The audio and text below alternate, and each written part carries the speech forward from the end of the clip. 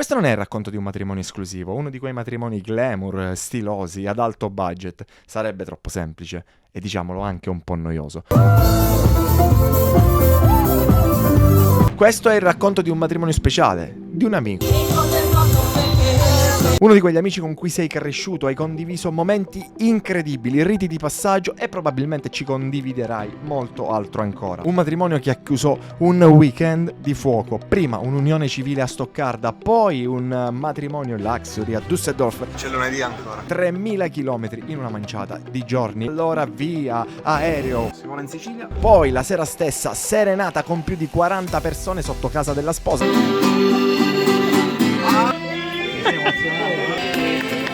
Il primo matrimonio di Giuseppe, il primo di una lunga serie. Perché una lunga serie? Quindi su a ballare fino... non so fino a che ora. Stanno a cucinare sopra. Arriva il giorno del matrimonio e si va dallo sposo, più precisamente al suo salone. Lui è un barbiere per l'aperitivo di rito con gli amici, ma qui succede un piccolo imprevisto. Allora io stavo venendo qua perché dovevamo fare il brindisi. Passo da una via e questo è il risultato. Poi preparazione dello sposo. Ci siamo allargati.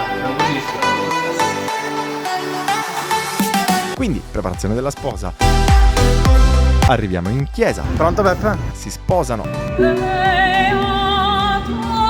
E poi dritti al museo per lo shooting di coppia fra reperti archeologici e saloni regali.